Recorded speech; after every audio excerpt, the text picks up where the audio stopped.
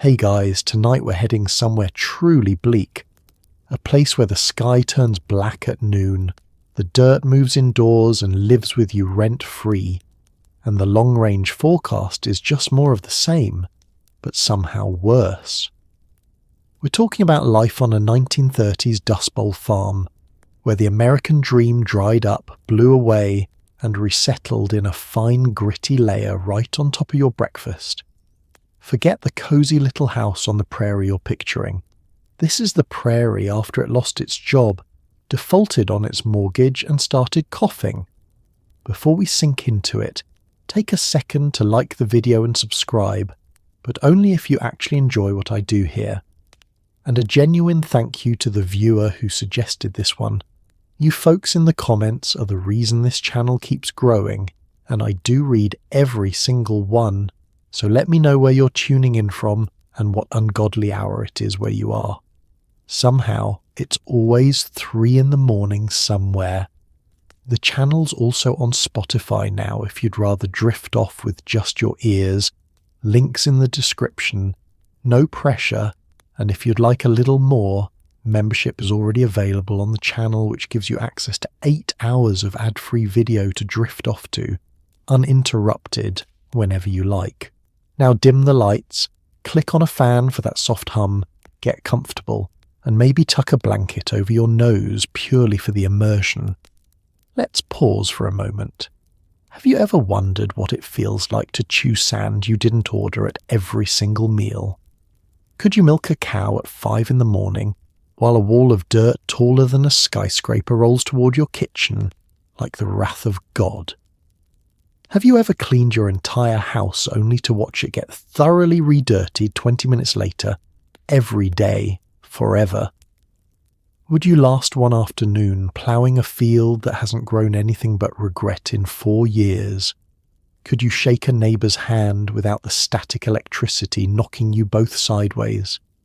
And what exactly would you do when the bank, the weather, and roughly 9 million grasshoppers all wanted a piece of you at the same time?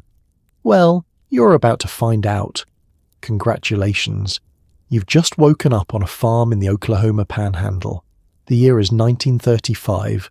The rain packed up and left about 5 years ago without leaving a note. There's grit in places you didn't know you had, and the horizon looks a little too dark for this early.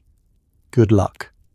Morning arrives, not with birdsong but with a gentle crunch, because sometime in the night the desert crept in and tucked itself into bed beside you. You open your eyes and immediately regret it, because now there's dust in them too.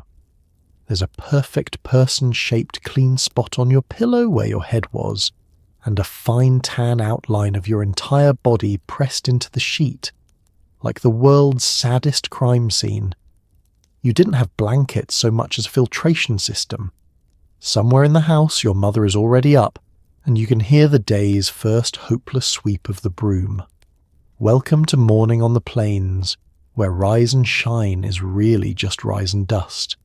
You sit up, and the movement sends a little cascade of grit sliding off the quilt onto the floor, where it joins the grit that's already there, waiting for friends. Your first act of the day, before your feet even touch the ground, is to spit. There's no polite way to say it. The fine dirt works into your mouth overnight, no matter what you do, and you wake with the taste of the whole county on your tongue, faintly mineral, faintly like a flower pot.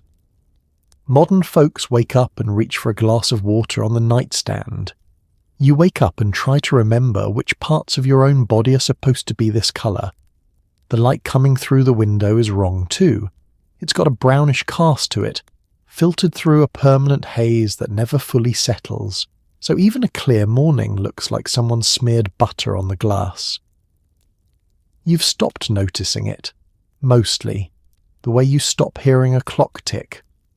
That's the strange thing about living inside a disaster. It becomes routine. Catastrophe with a schedule. The apocalypse, but you still have chores. You swing your legs out of bed and your bare feet land in a thin, cool layer of powder that came in through walls you would swear were solid. Every surface in the room has it. The dresser, the windowsill, the framed photograph of relatives who had the good sense to be dead before this started. You could run a finger along any of it and draw a clean line, and by evening that line would be gone, erased, refilled, as if the house itself were quietly insisting you not get any ideas about winning.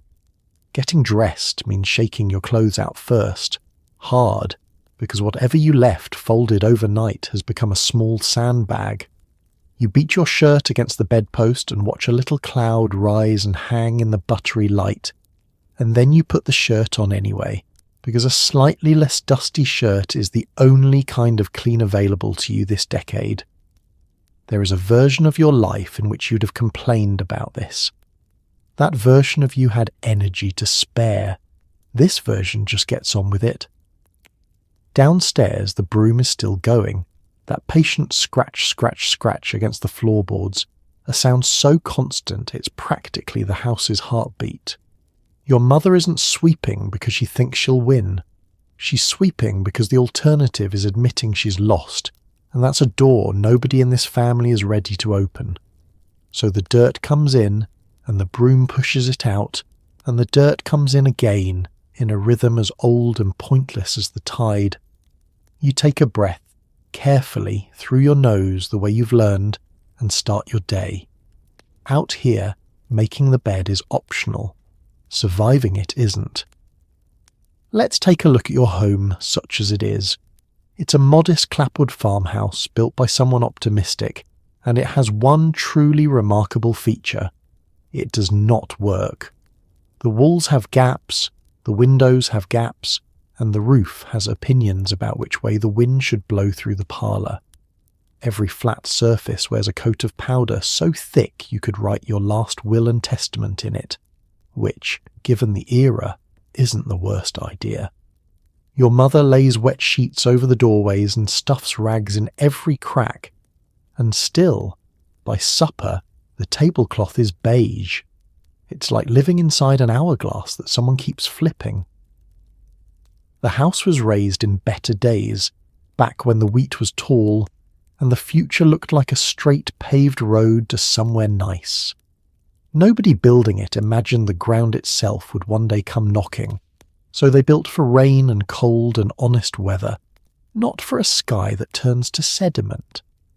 The clapboards have shrunk and warped in the relentless dry, opening up little seams all over the structure, and each seam is a welcome mat for the dust. You can seal 100 of them, and the wind will find the 101st before you've put the hammer down. Inside, the defences are heroic and mostly futile. Wet bedsheets hang over the windows like limp grey flags of surrender, and they do help, catching the coarse stuff before it gets in. But the fine dust, the powder-fine stuff that hangs in the air for days, treats a wet sheet the way a ghost treats a wall. It just passes through. You'll watch your mother tape the window frames shut with strips of gummed paper, sealing the room like a jar, and still find a soft brown film on the piano keys by nightfall. The house doesn't keep the dirt out. It just slows it down enough to feel insulting. The whole family has developed habits you'd find bizarre anywhere else. You turn cups and plates upside down on the shelf so they don't fill up between meals. You cover the water bucket. You shake out the tablecloth before every single sitting, and it makes no difference whatsoever. It's a bit like flossing right before a dentist tells you it's all coming out anyway. You know it won't help. But stopping feels like giving up, and you're not there yet. And the light in here tells the whole story. During a real storm, the house goes dark as a cellar at high noon, and you light the kerosene lamp in the middle of the day and gather around it like it's a campfire. 4 people and a flame in a house you can no longer see across. The lamp throws a small warm circle, and beyond it the room just dissolves into brown murk. The corners gone, the walls gone, everything reduced to the little island of light where the family sits and waits it out. When the storm finally passes, you find that the house is quietly redecorated. There are little dunes of dirt drifted against the baseboards, ridges of it on the windowsills, a soft coating on the food, the beds, the framed photos of the ancestors who, again timed their exit beautifully. You get out the broom and the shovel, yes, sometimes a shovel, indoors, and you start over. The house was supposed to be the one place the outside couldn't reach you. Out here, it's just a slightly slower version of standing in the yard. It's time to get dressed, and I hope you're not attached to the concept of choice. Your shirt, your sister's dress, the baby's gown, all of it started life as a sack that once held flour, chicken feed, or sugar. The companies figured this out and started printing little flowers on the sacks, which was the closest thing to Fashion Week the Panhandle ever saw. Your mother can spot a feed sack print at 40 paces and will trade 3 eggs to get the pattern that matches the curtains. You pull on clothes that are clean in theory and permanently tan in practice, because out here, laundry is less a chore and more a philosophical debate you always lose. It works like this. Everything comes in cloth sacks, the flour, the sugar, the feed for the animals, and once the contents are gone, the sack is far too valuable to throw away. So it becomes clothing. A big 50-pound flour sack, unpicked at the seams, washed and bleached to fade out the brand name, yields a good square of sturdy cotton. Enough of them, stitched together on a treadle sewing machine by lamplight, become a dress, a shirt, an apron, a set of curtains, a diaper, a dish towel, and eventually, when it's worn too thin for anything else, a rag to stuff in a crack in the wall. Nothing is wasted. Nothing dares to be. The manufacturers, being no fools, realised women were choosing which brand of flour to buy based on how pretty the sack was.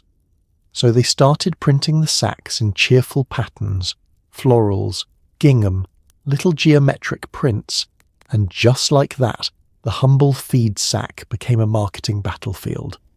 Your mother plans purchases around it. She needs 3 matching sacks to make your sister a dress, so she'll hold off buying flour until the store gets the right print in, or she'll trade with a neighbour who has the 2 she's missing. It's a whole economy running quietly beneath the real one, denominated in pretty cotton. Wearing it, though, is another matter. The fabric is stiff at first, and no matter how many times it's washed, it never quite shakes the faint smell of its former life. A whiff of flour, a ghost of chicken feed. And out here, clean is aspirational. You put on a freshly laundered feed sack shirt in the morning, and by the time you've walked to the barn, it's already gone dull with a fine coat of drifting dirt. Trying to stay clean in the Dust Bowl is like trying to stay dry standing in a river. You can pick your outfit. You cannot pick its colour by afternoon. There's a strange dignity in it, though, and don't let anybody tell you otherwise. A mother who can turn a chicken feed sack into a dress with a matching hair ribbon, in the middle of all this, is performing a small daily act of defiance. She's looking at a landscape that has taken the crops, the cattle, the money and the very air, and she is saying, "You will not take how my children look walking into church on Sunday." The flowers on that sack are a flag planted in hostile ground. So you dress in flour and feed and stubbornness, and you head out into a day that will do its level best to make you look like everyone else out here, which is to say, dusted the same shade of tired brown from hat to boots. Somewhere, a marketing man is proud his floral print sold an extra sack of flour. He has no idea it also went to a funeral, a first day of school, and 3 winters as a window rag. Nature calls, and nature, cruelly, lives outside. There's no bathroom, no plumbing, no gentle porcelain throne, just a wooden shack 30 yards from the house, positioned far enough away for dignity and close enough for frostbite. In summer, it's a sauna with a smell that could strip paint. In winter, it's a walk-in freezer for your bravest body parts. Your reading material is a well-thumbed Sears catalogue, which pulls double duty in ways the catalogue's editors never intended. And if a dust storm rolls in while you're mid-visit, congratulations, you now understand true isolation. It's the one room in America where you genuinely do not want company. The walk out there is a small journey in itself, and the weather makes it an adventure every single time. On a decent day, it's just a stroll across the hard-packed yard, past the disappointed chickens and the well, to the little leaning structure standing sentinel at the edge of the property. On a bad day, that same 30 yards becomes an expedition, and you time it carefully between gusts, because being caught halfway when a wall of dirt arrives is a memory that stays with a person. There is no dash quite as focused as the dash of someone trying to make it back to the house before the sky closes in. Inside, it's a study in seasonal extremes. Summer turns the little wooden box into an oven, and the less said about the smell in July the better. It's the sort of aroma that arrives before you do, and lingers after you've gone. Winter swings hard the other way, and the wind whistles up through the seat in a manner that makes a person reconsider the whole enterprise, reconsider hydration itself, reconsider the wisdom of ever having eaten dinner. You do not linger in January. Lingering is for people with heated bathrooms and no survival instinct. The Sears Roebuck catalogue earns its keep here in a way the company never advertised. It arrives thick as a Bible, full of glossy pages of everything you can't afford, dresses, tools, radios, a whole shining world of commerce mailed straight to your outhouse. And once you've dreamed over it long enough, the pages find a second, humbler calling. The slick-coloured pages are the least popular, for reasons anyone who has used them will explain in vivid detail. The soft newsprint pages are the treasure. Out here, that catalogue is a wish book and a necessity, and a family goes through one a year, front to back, in every sense. And then there's the dust storm scenario, which turns a routine trip into a genuine ordeal. When the black wall comes and you're caught out there, the whole shack goes dark.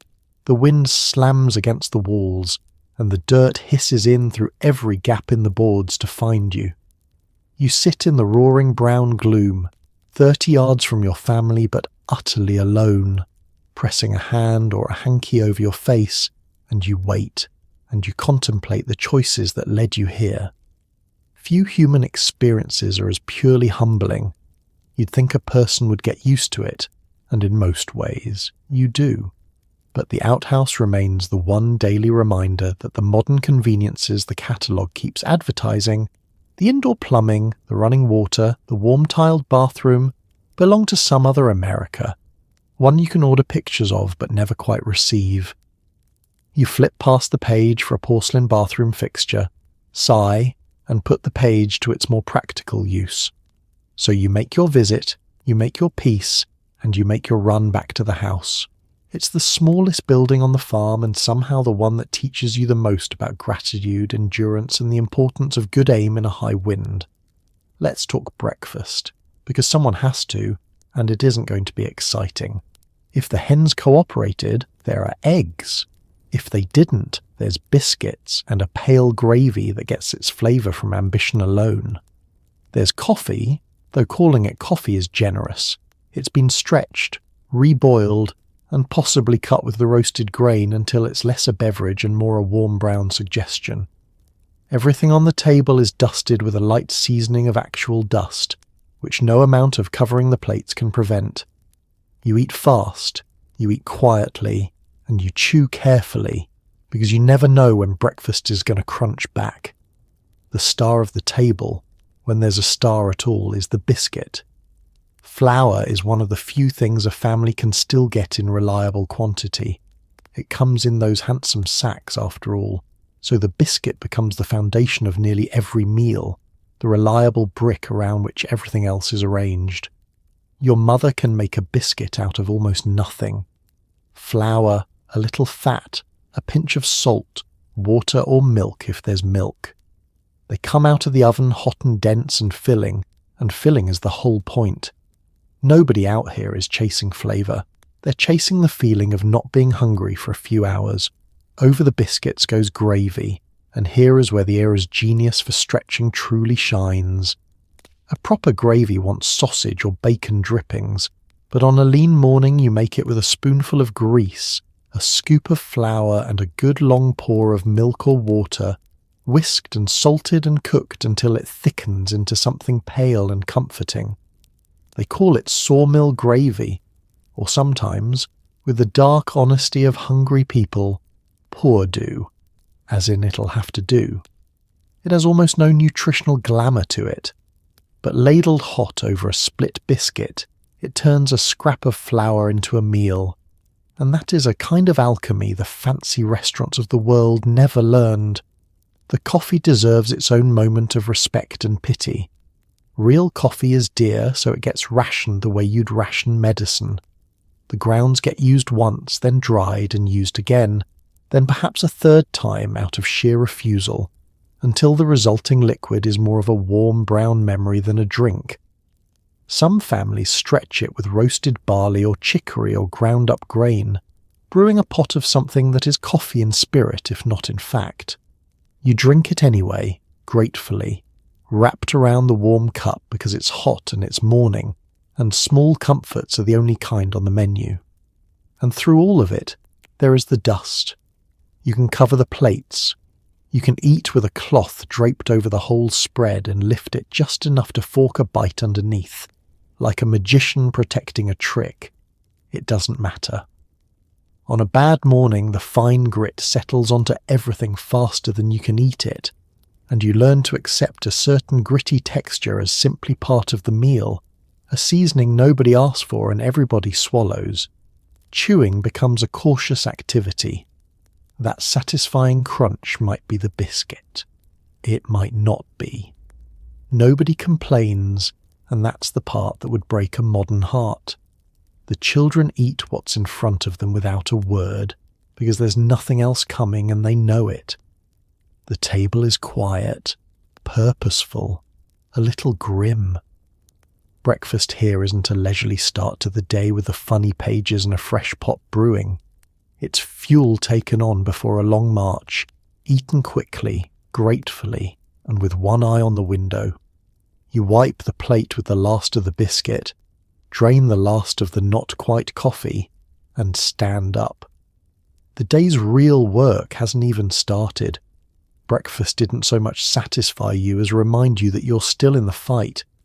Before you've fully woken, you're on a three-legged stool with your forehead pressed into the warm flank of a cow who resents you personally. Milking is the first chore of the day and the cow knows it, which is why she waits until the bucket is nearly full before planting one thoughtful hoof directly in it. Your hands ache, the barn smells like a warm animal that has given up, and the milk itself has to be strained and strained again to remove the grit that settled in overnight. Out here, even the cow is coated in dust. She's not happy about it either, and she has ways of letting you know. It's dark when you head out, or near enough. The sky just starting to go from black to that bruised brownish grey that passes for dawn on the plains. The barn is one of the few genuinely warm places on the farm at this hour, heated by the sheer bulk of the animals inside it. And there's a rough comfort in stepping out of the cold morning into that thick breathing warmth. The cow stands in her stall, chewing with the slow, judgmental rhythm of a creature who has never once been impressed by you, and swings her head around to confirm that yes, it's you again, and no, she still doesn't care for it. Milking is a skill, and if you didn't grow up doing it, your hands would give out in about a minute. It's a steady, rhythmic squeeze and pull that lulls you half back to sleep, forehead resting against her flank, the warm milk hissing into the pail in time with your hands. On a good morning, it's almost peaceful, this quiet partnership between a tired person and a warm animal in a dark barn while the rest of the world sleeps. On a bad morning, she steps in the bucket, or swats you across the face with a tail that has been who knows where, or shifts her weight at the exact wrong moment and reminds you that she outweighs you by a factor of 10 and holds all the real power here. The dust reaches even this. She's got a film of it on her hide, worked down into her coat, and the barn itself has a fine coat over everything, and no matter how carefully you work, some of that grit ends up in the pail. So the milk gets strained, poured through a clean cloth to catch what's settled in overnight, and then, often, strained again, because the plains do not respect your dairy operation. What comes out the other side is precious. It's butter, it's cheese, it's what goes over the children's cornmeal and into the not-quite coffee. A family with a milk cow has a small daily miracle standing in the barn, ungrateful and enormous. She earns her keep and then some, which is why she gets fed even when feed is scarce, even when you're eyeing that same grain and doing hungry math. A cow that stops milking is a catastrophe, so you keep her going, and she knows it, and she trades on it the way any essential worker eventually learns to. There's a reason so many farm families out here would sell nearly anything before they'd sell the cow. She's not livestock, she's infrastructure. When the pail is full, or as full as she's decided to allow, you haul it back to the house through the strengthening light, careful not to spill a drop of something this hard won. Behind you, the cow goes back to chewing and judging, her whole manner suggesting she could do your job better and would appreciate it if you didn't come back so early tomorrow. You will, of course. You'll be back before the sun again, forehead to her flank, negotiating with the most important employee on the farm, who is paid entirely in hay and does not do mornings. Next, you head for the henhouse, where a dozen deeply suspicious chickens conduct their affairs. Eggs are currency in the 1930s. You trade them at the store for the handful of things the farm can't produce. So every egg matters, and every hen is a tiny temperamental bank. Collecting them means reaching under a bird who considers your hand a personal insult and pecks accordingly. The dust gets to them too. The hens lay less, eat scarce feed, and generally act like they know the economy is bad. You leave with a basket, a few new scratches, and the grim understanding that you and the chickens are in this together. The henhouse has its own particular atmosphere, a warm and pungent fug of feathers, droppings and old straw, and the birds are already awake and grumbling when you push open the door. Chickens are not sentimental animals. They do not greet you with joy. They regard you with the flat, prehistoric stare of small dinosaurs who suspect, correctly, that you are here to take something from them. You step in among them, careful where you put your boots, and get to the business of the morning's harvest. Here's the thing a modern person forgets. Those eggs are money. Not money as a figure of speech, actual currency. You gather them in the basket, and later they'll go to town where the storekeeper will take them in trade for coffee, sugar, thread, a bit of cloth, the small necessities the farm can't conjure on its own. A good week of laying might be the only cash income a family sees. So each egg you lift out of the straw isn't breakfast exactly. It's closer to a coin, and you handle it like one, because dropping it is the same as dropping a nickel down the well. The gathering itself is a contest of nerve. A hen sitting on her nest does not wish to be disturbed, and she will make her feelings known with a sharp jab of the beak the instant your hand comes near. You learn a technique, a smooth, confident slide of the hand under the warm breast, quick and sure, because hesitation is what gets you pecked. Some hens tolerate it with weary resignation. Others fight you every morning of their lives, and you come away with red marks on the back of your hand and a grudging respect for a 2-pound animal defending its property with everything it's got. And the hard times reach the henhouse too.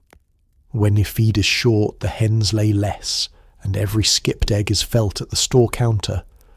Dust storms rattle them, and they go off their laying for days. A hawk or a coyote or a hard freeze can thin the flock, and a thinned flock means a thinner trade, which means less coffee, less sugar, less of everything. So you guard them, you shut them up tight at night, and you feed them even when you're tempted to eat what they're eating, because a laying hen is worth far more alive and cranky than she'd ever be in the pot. Their well-being and yours are stitched together, whether either of you likes it or not. Eventually, of course, a hen stops laying, and then the arithmetic turns cold, and she does become dinner. But that's a decision for another day, and both of you prefer not to dwell on it. For now, she's a producer, a small feathered institution, and you're her nervous shareholder collecting the daily dividend. You back out of the hen house with your basket cradled against your chest, a couple of fresh scratches for your trouble, and the door latched tight behind you. Inside, the hens resume their muttering, secure in the knowledge that they are, pound for pound, running the most reliable business on the farm, and that you know it too. Now for water, which out here is treated like liquid gold because it practically is. You crank the windmill or work the pump handle, and what comes up is a thin, grudging trickle where there used to be plenty. The water table is dropping as the drought grinds on, and every bucket is a small victory hauled a long way to the house. That same water washes the dishes, the clothes, the children and the vegetables, roughly in that order of importance, and rarely thrown out until it's done all four. You learn to respect water the way modern people respect their phone battery at 9%. The windmill is the farm's great labour saver. When it works, a tall skeletal tower with blades that catch the endless prairie wind and turn it into water, pumped up from deep underground. On a breezy day, it clanks and spins and fills the stock tank with a steady, blessed flow, and you thank whatever sent the wind. But the wind is fickle, and when it dies, so does the pump. And then it's down to the hand pump and your own aching shoulder, cranking the long handle and waiting for that first cool gush to reward you. Some mornings it comes fast. Some mornings the well makes you earn every drop. Because here's the quiet horror underneath the whole crisis. The water is running out. Years of drought have drawn the water table down, lower and lower, and wells that once gave freely now give grudgingly, the pump wheezing up a thin brown stream where a healthy flow used to be. Farmers watch the level in the stock tank the way a gambler watches his dwindling stack of chips. When a well fails entirely, it can mean the end of everything. You can survive a bad crop, but you cannot survive with no water, and neither can the cattle, the garden, or the family. So you nurse the well along, and you pray for it the way you pray for rain, which is to say constantly and without much confidence. What water you get, you use down to the last atom. This is the part that would astonish a modern person raised on taps that run forever.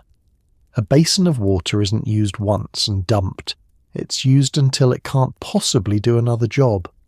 Wash the breakfast dishes in it, then wash a child's face, then scrub a floor, then carry it out and pour it onto the tomato plants that need it more than anyone. Bath water serves the whole family in sequence, cleanest to dirtiest, and no one is precious about going third or fourth because there simply isn't the water to be precious with.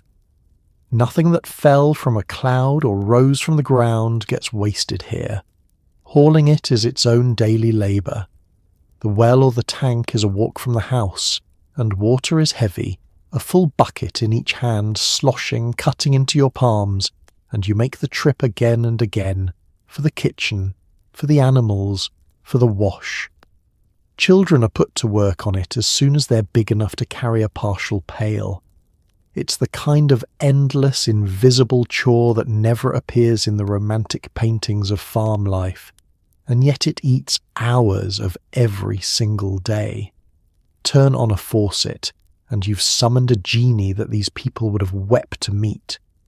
So you carry your hard-won water back to the house, careful not to spill, because a spilled bucket is a betrayal of the shoulder that pumped it and the sky that's been so stingy with the stuff. You pour it into the barrel, you cover the barrel against the dust, and you go back for more. Out here, water isn't something that comes to you.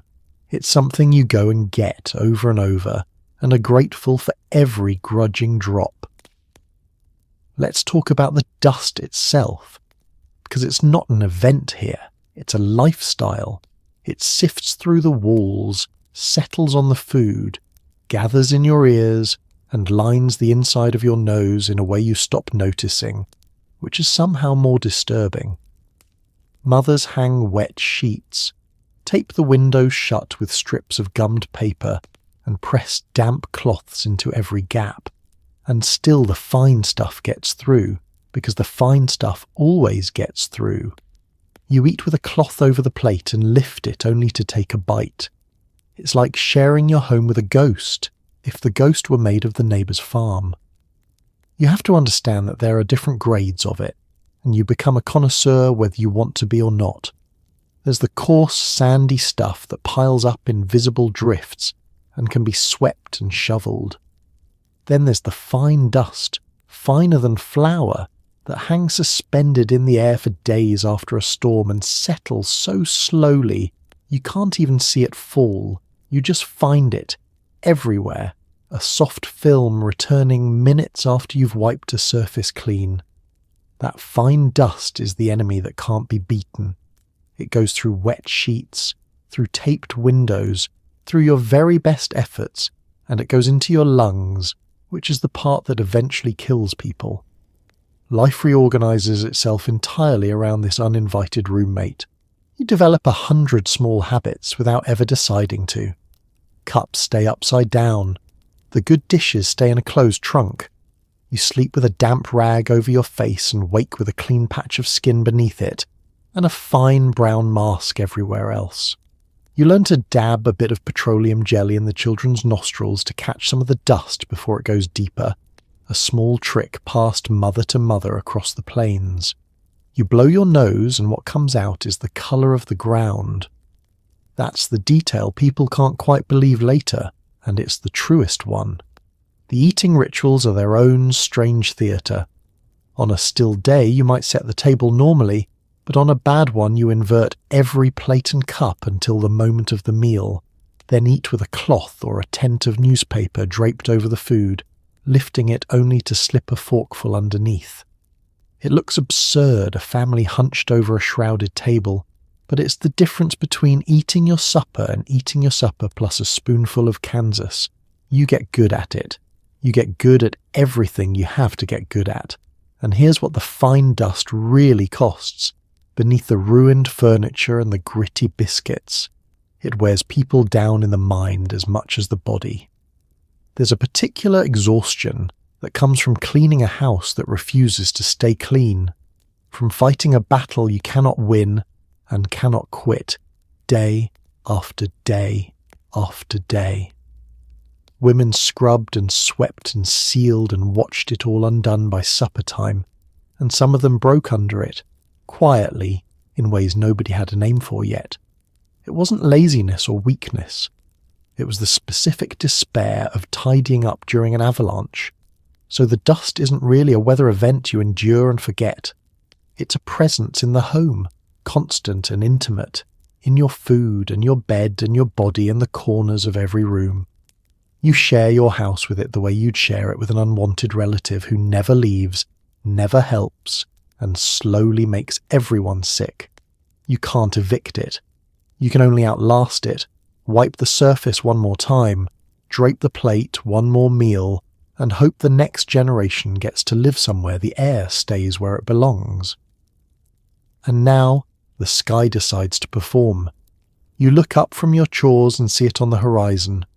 A rolling black wall thousands of feet tall, silent at first, boiling like smoke, swallowing the sun as it comes. This is a black blizzard, and there's no rain in it, just the topsoil of 3 states, airborne and furious. The birds fly ahead of it in a panic. The temperature drops, static crackles in the air. You run for the house, because in a few seconds it will be darker than midnight at 2 in the afternoon, and you will not be able to see your own hand held up in front of your face. The first thing is the strangeness of the light and the quiet. Before the worst storms, there's often an eerie stillness, the wind dropping, the animals going tense and odd, a hush that anyone who's lived through a few of these learns to dread. Then it appears far off, low against the horizon, and at first you might mistake it for a distant range of hills or a bank of ordinary rain clouds. But it's the wrong colour. brown or black, or an angry rust red, depending on which state soil it's carrying, and it's moving, growing, climbing higher into the sky as it comes, and that's when your stomach drops and your feet start running on their own. These weren't ordinary dust flurries. The great ones were mountains of dirt, walls that stood thousands of feet high and stretched across the whole horizon, rolling forward and churning over themselves like a breaking wave filmed in slow motion, if the wave were made of dry earth and meant you harm.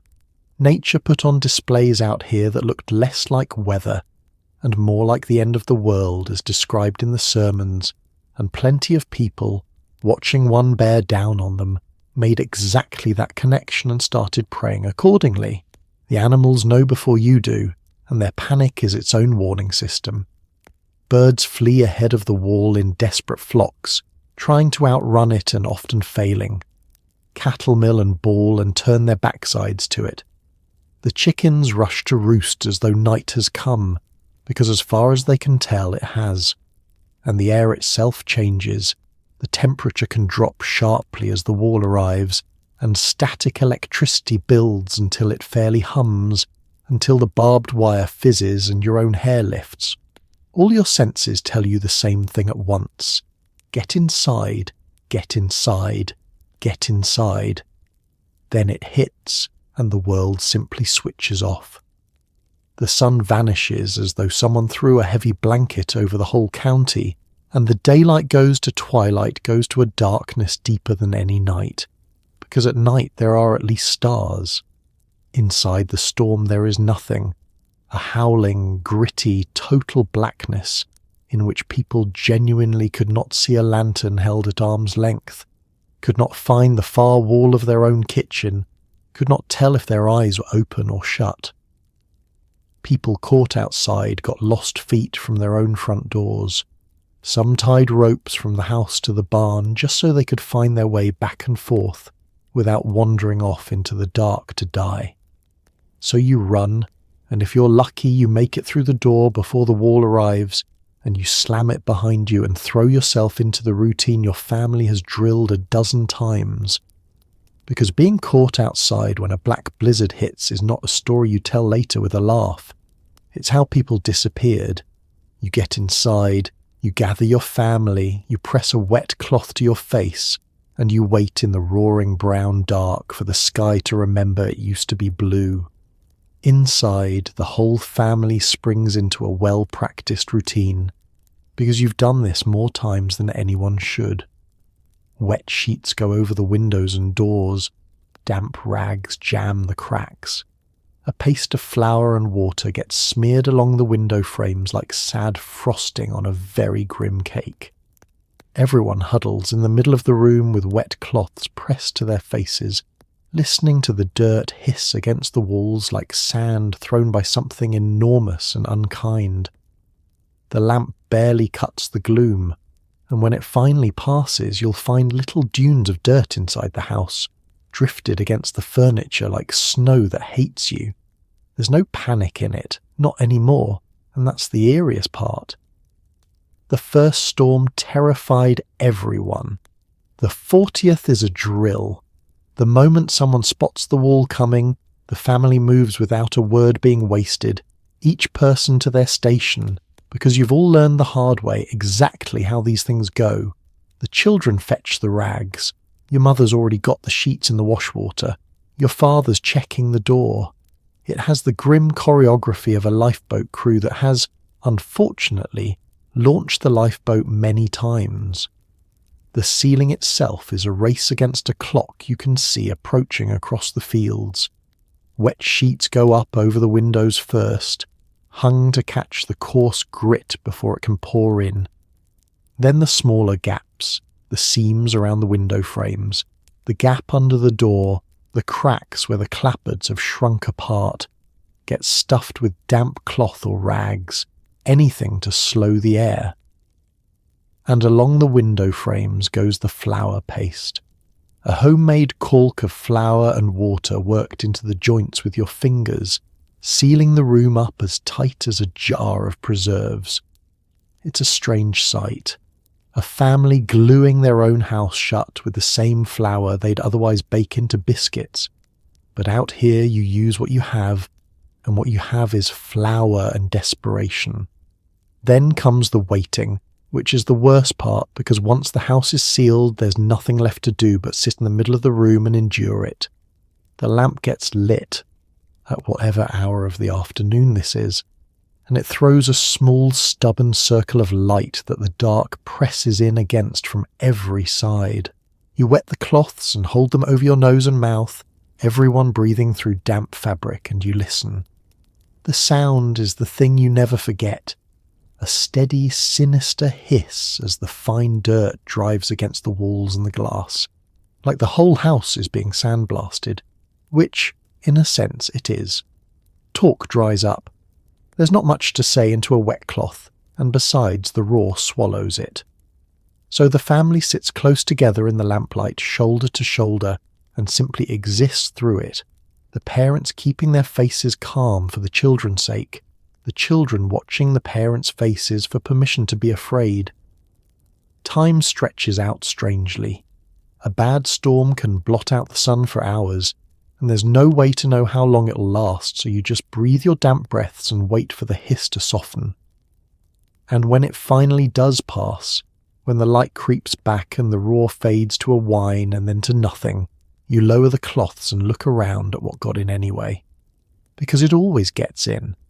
There are ridges of fine dirt along the window sills, soft drifts banked against the baseboards, a fresh brown film over the table you scrubbed that morning. You sealed the house as tight as human hands could manage, and the planes still walked right in.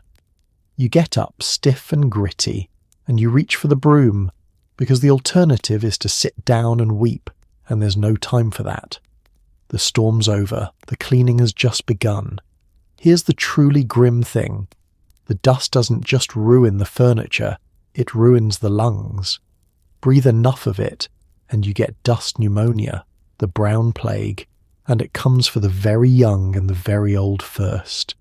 You tie a damp cloth over your mouth and nose whenever the air turns thick, and you sleep with one draped over your face like the world's least restful spa treatment. Children cough in the dark. Doctors are far away and can't do much anyway. Every big storm leaves someone in the county worse off, and everyone knows it. Out here, simply breathing became a thing you had to think about and work at. The mechanism of it is quietly horrifying once you understand it. That fine dust, the flour-fine stuff that hangs in the air and slips through every defense, is small enough to be drawn deep into the lungs with every breath. And it doesn't come back out.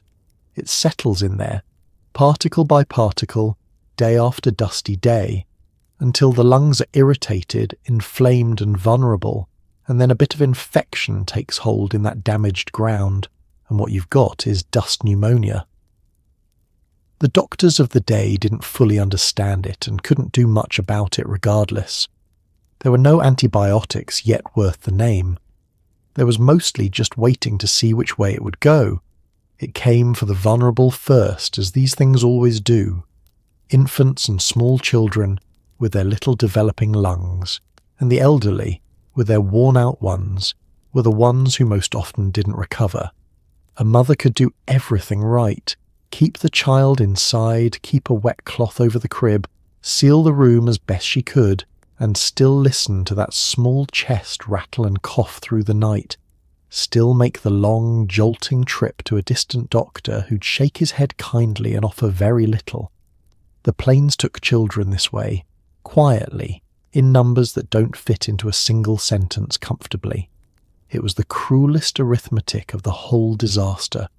So you fought it with the only weapons you had, which were damp cloth and vigilance. You breathed through a wet bandana whenever the air went thick, filtering what you could. You slept with a moist rag laid over your face, waking with it dried stiff, and your lungs at least a little spared. Mothers dabbed petroleum jelly inside their children's noses to trap the grit before it descended. You kept the little ones inside during storms even when they were wild to go out because you understood, in a way no child could, exactly what was riding on it. And you learned to change how you breathed. The same trick people have used against bad air for centuries. Shallow, slow, through the nose, letting the nose do its filtering work rather than gulping great lungfuls through an open mouth. A big, careless breath of storm air brought you a night of coughing up something dark, so you trained yourself out of it, breathing small and careful, rationing the very air. It's a strange thing to have to think about the most automatic act your body performs, but out here you thought about it constantly. The toll was real, and it was counted. In the worst-hit counties, the storms were followed by upticks in illness and death that everyone could feel even before anyone tallied them. You knew which families had a sick child. You heard the coughing carry across still evenings. You went to the funerals, more of them than a place that size should ever have to hold, and you buried the very young and the very old, and you went home and sealed your windows again. So no, breathing was not the simple background function it is for you now. Out here it was a daily hazard, a slow accumulation, a thing you defended yourself against with wet rags and shallow breaths and prayer. You never thought about it before you came here. You'll never take it for granted again. Now here's a detail nobody warned you about. The storms made the air crackle with static electricity. Enough of it that a handshake could knock two grown men flat, so people took to nodding at each other instead, like the whole plains had suddenly gotten shy. Cars would sputter and die as the engines shorted out, so folks dragged chains from their bumpers along the road to ground them. Touch a barbed wire fence at the wrong moment, and you'd get a jolt that rearranged your whole afternoon. The dirt didn't just want to bury you, it wanted to zap you first. It's the only place where the weather could ruin your car and your handshake in the same gust. The cause of it was all that dust rubbing against itself and against everything else. Billions upon billions of dry soil particles hurtling through the air and grinding together generated an enormous static charge, the same basic force that makes a balloon stick to a wall or your hair stand up on a dry winter day, except scaled up to the size of a weather system. The whole atmosphere during a bad blow became charged, humming with electricity, and everything metal on the plains became a potential terminal for it. You could feel it building on your skin before you could see the storm clearly, that dry, prickling tension in the air. The effect on people was startling, and at first, alarming. Two men reaching to shake hands could generate a spark that jumped visibly between their fingers and staggered them both. Touching a metal doorknob, a wire fence, a car door, any of it could deliver a jolt sharp enough to make you yelp. So folks adapted with the plain-spoken practicality of people who've stopped being surprised by anything. They quit shaking hands during storm season and took to nodding instead. A whole region gone politely standoffish, not out of coldness, but out of a well-earned respect for the sting. The machines suffered worse than the people. The static played havoc with the ignition systems of cars and trucks, shorting them out and leaving them dead on the road at the worst possible moments, and stalling on an open road with a black blizzard bearing down is not a predicament you want to be in. So drivers came up with a fix that would look bizarre to any modern eye. They hung a chain or a strap from the rear of the vehicle so it dragged along the ground, grounding out the charge before it could build up and kill the engine. Drive the plains in those years, and you'd see cars trailing chains behind them like tin cans on a wedding car, except nobody was celebrating anything. It got into the house too, and into the daily texture of life in ways that were more nuisance than danger, but wore on you all the same. Reach for a metal bed frame and get bitten. Hang the wash on a wire line and feel it snap at your fingers. The very radio you relied on for a scrap of news might buzz and crackle and go useless when the air got charged enough. There was no corner of life the static didn't reach into and give a little malicious pinch. There was a bleak humour in it, the way there's humour in most things people can't do anything about. Of all the indignities the plains could serve up, burying your crop, choking your cattle, filling your lungs. It seems almost petty that it would also reach out and shock you for touching your own fence. But that was the character of the place in those years. It wasn't content to defeat you through the big catastrophes. It wanted to needle you through the small ones too, right down to the spark that jumped when you tried to shake your neighbour's hand.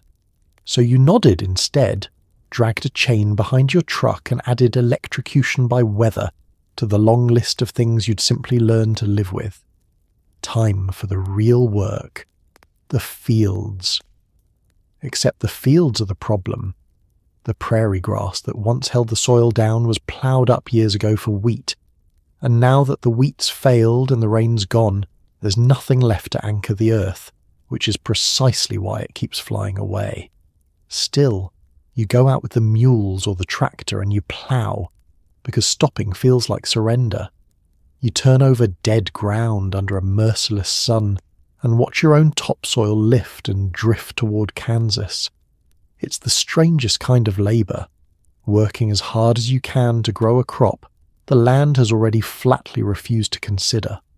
To understand the heartbreak of it, you have to understand what this land used to be. For thousands of years the southern plains were covered in tough native grasses with deep tangled roots that held the soil in place through drought and wind alike. It was hard country, but it was stable country. Then came the plough and the boom years, when wheat prices were high and the rains were generous, and it seemed like a farmer could get rich turning that grassland into an ocean of golden wheat. So the grass came up, millions of acres of it, and the exposed soil grew wheat beautifully for a while. Nobody stopped to think about what would hold that dirt down if the wheat ever failed. Then the wheat failed, the rain stopped, the prices collapsed, and the crops withered in the field or never came up at all, and there it was, the fatal floor laid bare, mile after mile of bare, loose, ploughed up dirt with nothing living to anchor it, sitting exposed to a wind that never stopped blowing. The very soil that had made the boom became the raw material of the disaster. Every black blizzard that rolled through was, in the plainest terms, the farm itself being carried off through the air. You are watching your own land emigrate, and yet you still go out and work it, and this is the part that speaks to something stubborn and almost holy in people. You hitch up the mules, or you climb onto the tractor if you've still got one and can still afford the fuel, and you plough ground that everyone involved knows probably won't grow a thing. You plant seed you can barely spare into dust, and you look at the sky, and you hope. Because the alternative, sitting in the house, hands folded, admitting it's over, is a thing most farmers simply could not bring themselves to do. Working the field was how you kept faith with yourself. The work itself is punishing beyond what the modern body would credit. It's brutally hot, there's no shade, and the wind flings grit into your eyes and mouth and every fold of your clothing while you labour. The mules are as miserable as you are. The tractor, if you have one, bakes you and deafens you. And the whole time, if there's any wind at all, and there's always wind, you can watch the dry soil you're turning over lift right off the ground and stream away downwind, your labour undone in real time, the field getting lighter and poorer with every pass. Some farmers later learned the tricks that might have prevented all of it. Contour ploughing, leaving the stubble, planting rows of trees to break the wind, letting the grass come back. But that knowledge came at a terrible price, and mostly came too late for the worst years. In the thick of it, you didn't have solutions. You had a plough, a dead field, an empty sky, and a refusal to quit that the land did nothing whatsoever to reward. So you worked. You worked hard, all day, growing nothing, and you called it farming because there wasn't a better word for a man fighting dirt that had stopped pretending to be soil. Let's talk about the livestock, and I'll warn you now, it doesn't go well. The cattle graze on land that's more grit than grass, and the fine dirt works into everything they eat until it packs down inside them, and they simply stop. Farmers who cut open the dead ones found their stomachs full of mud. The government eventually stepped in and bought starving cattle just to end their suffering, sometimes shooting them right there on the ranch, which was mercy dressed up as economics. You feed the animals what little you have, you watch them thin, and you make hard, quiet decisions that no one out here talks about at supper. The trouble started, as it always did, with the grass, or the absence of it. Cattle are grazing animals. They need pasture, and the drought had scorched the pasture down to nothing, leaving the animals to nose hopefully at bare dusty ground for whatever thin stubble remained. And as they grazed that ruined land, they took in dirt with every mouthful, mouthful after mouthful, day after day. The fine grit accumulated in their stomachs the same way it accumulated in everything, and it packed down into a dense, useless mass that no amount of digestion could move. The animals starved with their bellies full of the very dust that was killing everything else. For a farmer, watching this was its own particular agony. These weren't just assets. They were animals you'd raised, that you knew, that represented years of work and the whole future of the farm.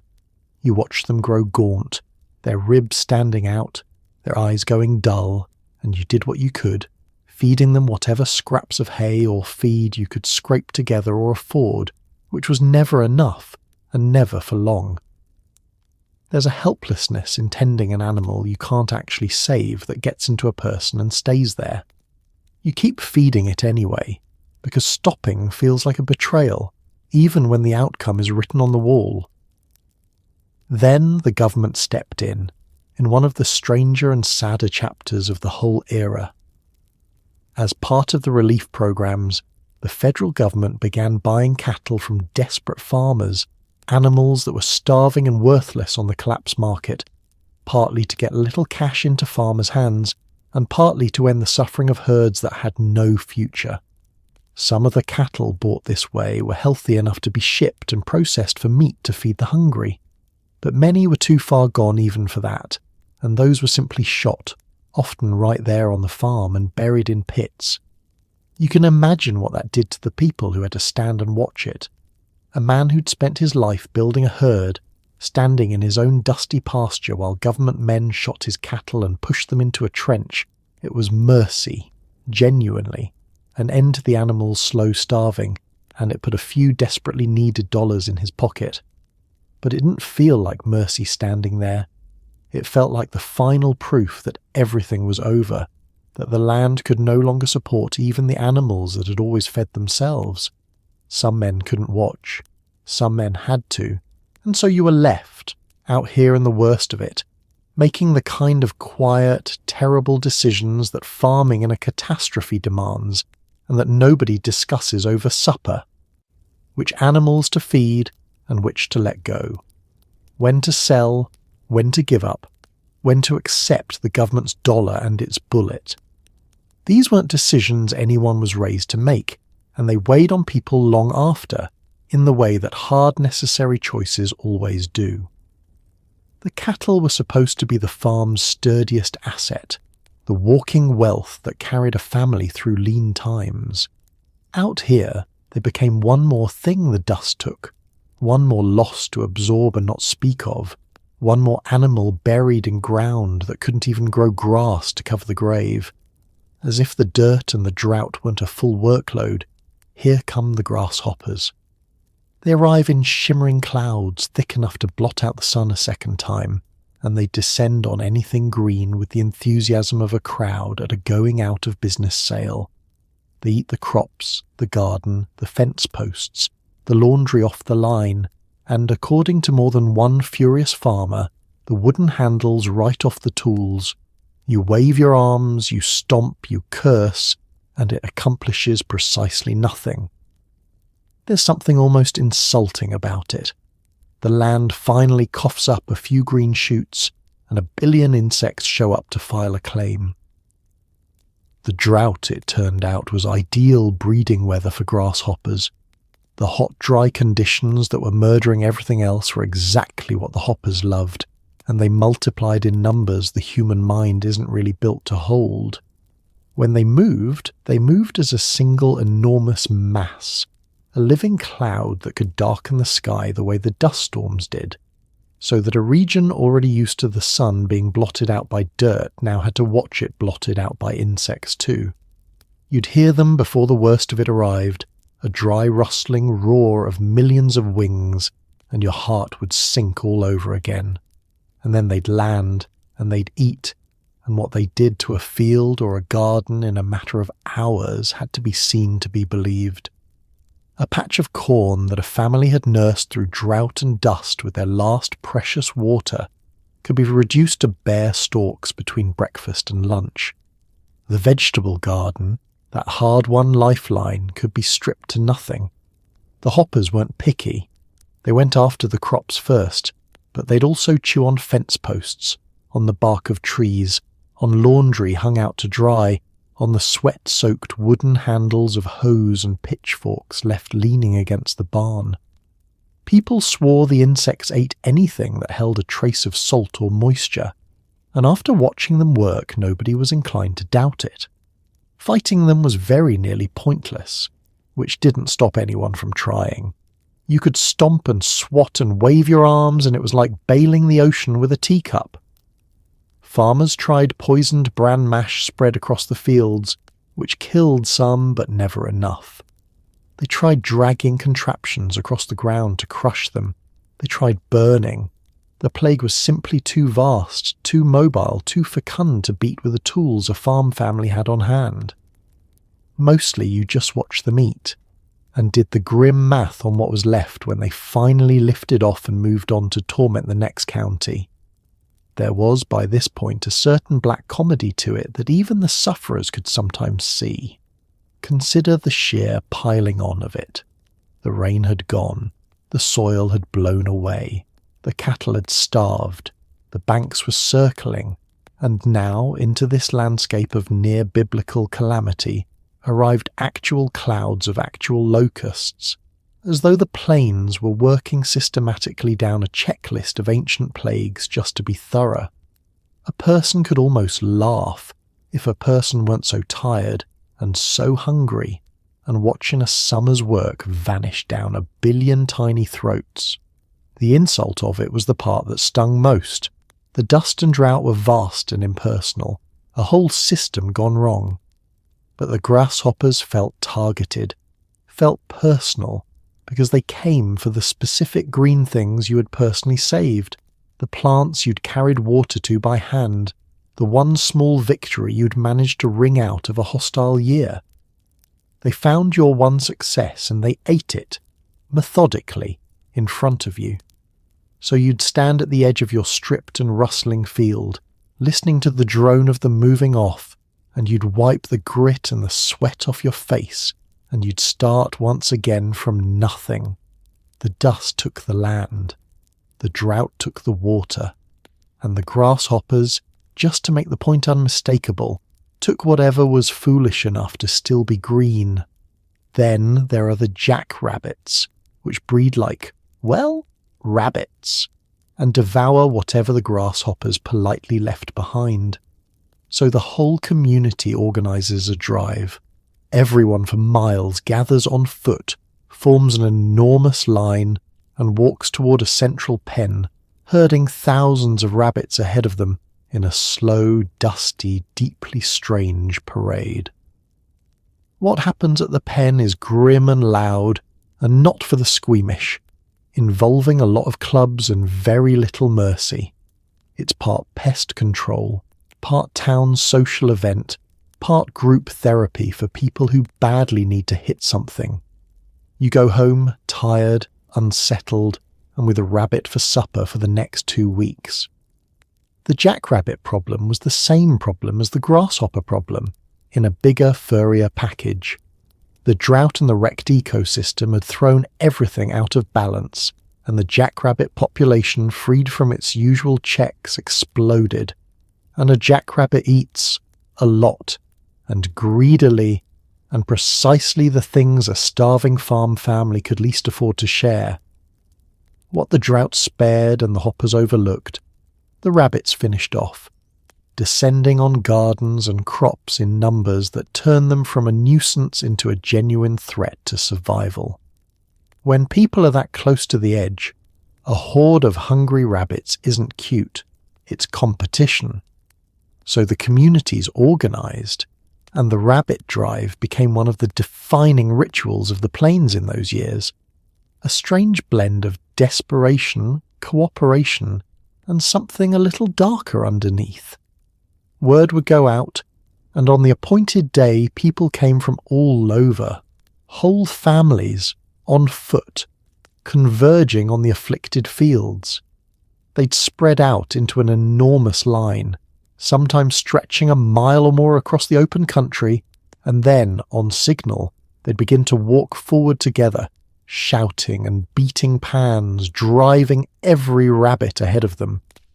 The rabbits, panicking, fled before the advancing line, and the line herded them steadily toward a great fenced pen built for the purpose. It was a slow, dusty, surreal procession. Hundreds of people walking across the plains behind a churning, bounding tide of thousands of terrified rabbits. The whole thing wrapped in a cloud of the ever-present dust kicked up by all those feet. From a distance it must have looked like some ancient rite, and in a way it was. A community moving as one body against a shared enemy, in a place where community was often the only thing that still worked. What happened when the rabbits were penned is the part that's hard to soften, so I won't try too hard. The animals were driven into the enclosure and then killed, by hand, with clubs, thousands of them, in a scene that was loud and bloody and genuinely disturbing to witness, and that disturbed plenty of the people who took part in it too. There were those who couldn't stomach it and hung back, but most understood the cold logic. These animals were eating food that human children needed, and mercy toward the rabbits was cruelty toward the family. So it was done, grimly and thoroughly. And yet, and this is the part that tells you the most about people, the rabbit drive was also unmistakably a social event. In a scattered, isolated country where families could go weeks barely seeing a neighbour, the drive brought everyone together in one place for a shared purpose, and human beings being human beings, that meant conversation, and news, and courting, and food, and the deep animal comfort of not being alone in your troubles. People needed that as badly as they needed the pest control. There was even a release in it, a chance to physically strike back at something after months of being battered by forces you couldn't touch, the weather, the banks, the dust. You couldn't hit the drought, you couldn't club the depression, but you could, for one terrible afternoon, do something. So you'd walk home afterward, tired and a little hollowed out, unsettled by what you'd been part of and yet somehow lighter for the company. And in the sack over your shoulder was rabbit, more rabbit than you'd know what to do with, destined for the stewpot night after night. The drive fed the family twice over, in fact, once with the meat and once with the reminder that out here, whatever came, you'd face it shoulder to shoulder with your neighbours, even if facing it meant something you'd rather not describe at the supper table. Every farm wife out here keeps a garden going through sheer force of will, and yours is no exception. It's the difference between eating and not, so it gets the precious wash water, a windbreak of old boards, and more prayers than the local church. You coax beans, potatoes, and a few brave tomatoes out of ground that would honestly rather not, shielding the tender shoots from the wind, the heat, the grit, and the aforementioned billion grasshoppers. Some years it produces enough to can and carry you through winter. Some years it produces a valuable lesson in humility. Gardening here isn't a hobby, it's hand-to-hand combat with the sky. Make no mistake about how much rode on that garden. The cash crop, the wheat, had failed, so there was no money coming in to buy food, which meant the family ate mostly what it could raise itself, and that came down, in large part, to the vegetable garden the woman of the house tended beside the kitchen. beans, potatoes, onions, squash, tomatoes, whatever else could be persuaded to grow. That garden was quite literally the line between a family that ate through the winter and a family that didn't. So it was defended and coaxed and fussed over with an intensity that only makes sense when you understand it wasn't a pastime. It was survival, planted in rows. Everything the garden needed, it had to be given, because the plains offered none of it freely. Water was the biggest battle. With rain non-existent and the well running thin, the garden was kept alive on the household's used and reused water, the grey water from the dishwashing and the wash, carried out by the bucket and poured carefully at the roots of the plants, where not a drop would be wasted. To water a garden by hand, in that heat, with water you'd already hauled up from a failing well and used twice, is a devotion that's hard to convey. But you did it, because the beans didn't care about your fatigue and the children needed the beans. Then there was the wind, which would happily flay a tender young plant right out of the ground, or bury it under drifting grit, so you built defences. Windbreaks of old boards and scavenged tin went up along the exposed sides. Some gardeners shielded individual precious seedlings under boxes or cans. You planted in whatever spot had the most protection, coaxed the seeds up, and then stood guard against a whole world that seemed personally opposed to the existence of anything green and edible. And of course there were the grasshoppers, always the grasshoppers, ready to undo a whole season in an afternoon, so the vigilance never really ended. The results, after all that, were a gamble every single year. In a merciful season, a little more rain, a lighter plague, a bit of luck, the garden would come through, and then the real reward arrived, enough to eat fresh through the summer and, crucially, enough surplus to preserve. A good garden meant a full cellar of canned goods, which meant a winter survived. In a bad season, though, all that labour and water and prayer produced a few stunted, dusty, disappointing plants, and the family faced the cold months with far too little put by. You never knew which kind of year you were getting until it was mostly over. There's a particular kind of strength in the women who kept those gardens going, and it deserves to be named. Season after season, against a landscape that had killed the crops and starved the cattle and buried the house, they went out and planted anyway, and hauled the water anyway, and hoped anyway. It was an act of faith renewed every spring in the face of overwhelming evidence that faith was foolish. And often enough, just often enough, that stubborn faith put beans on the table in January. So you tend your garden, you pour your dishwater on the roots, you shoe the hoppers and curse the wind, and you wait to see what the ground has decided to allow this year. It's the hardest, most important gardening in the world, performed in the least promising soil imaginable for the highest possible stakes, and when a single tomato finally ripens, red and dusty and improbable in all that brown, you understand exactly why she fought so hard for it. Let's step into the kitchen, the hot beating heart of the house.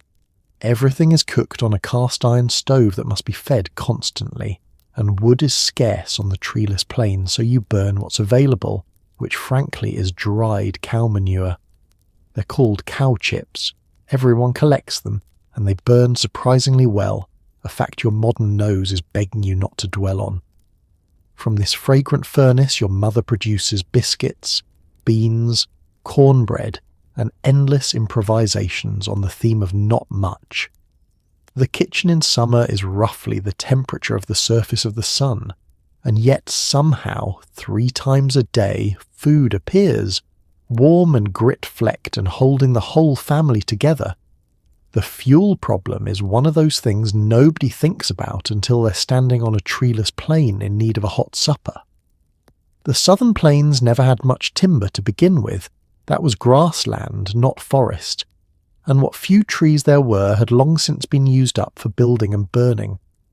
So a family that needed to cook and heat, day in and day out, faced a genuine shortage of anything to burn. Coal cost money, and money was the one thing nobody had. Necessity, as it does, provided an answer, and the answer was walking around in the pasture producing more of itself every day.